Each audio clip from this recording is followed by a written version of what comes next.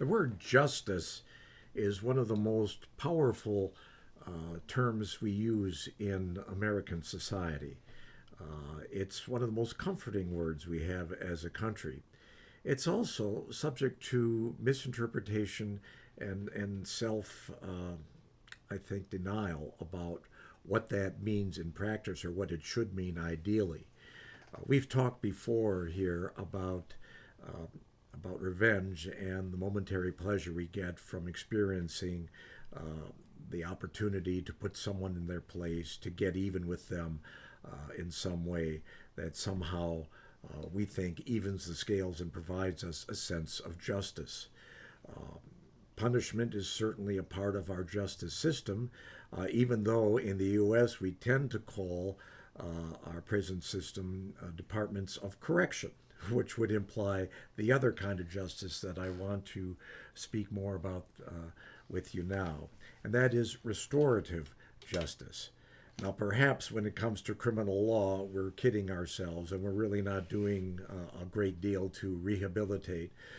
Sometimes we do a pretty good job of that, but oftentimes our focus is really on getting even or punishing or necessarily protecting society from those who would continue to do harm, who simply are not ready at that point to be restored to a sense of trust and responsible living.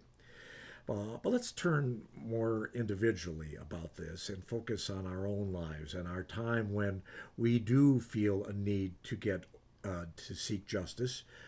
We feel we deserve it, and we're going to do what we can to get it. Probably, or too often at least, our default position is to go for the punitive form of justice, the getting even piece, where we have a chance to feel good by putting someone down, someone who's hurt us and we might think very well deserves what we intend to dish out to them, either verbally or through some other means. But God's way of looking at this is different. And this is not an idea that just came to me automatically. I'm really taking this thought from a spiritual reading that I just completed. So, if we look at the idea of restorative justice as an example set by God, we find that its foundation really is in love and mutual appreciation of other people in spite of the harm they might have caused us. Now, again, I'm describing an ideal, and I realize it may not be universally applicable. There may be some things that we simply can't deal with in this way. But probably most of the kinds of injustices we experience are amenable to restorative justice, a sense of allowing that revenge to be supplanted by mutual growth, the chance for us as individuals to find and expand our growing edge by not only providing forgiveness, but also in taking pleasure in seeing that a former enemy might become at least a neutral party and perhaps even a friend.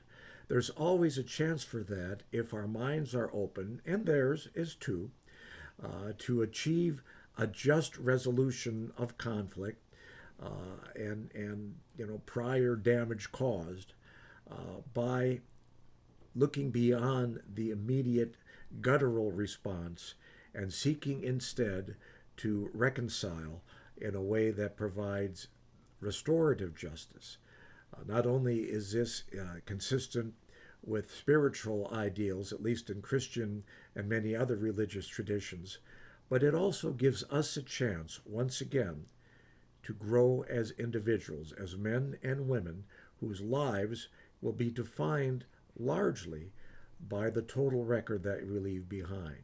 Were we really seeking to reconcile and to get along and to advance our own self respect by showing respect for others, even when we feel we have been subject to grave injustice?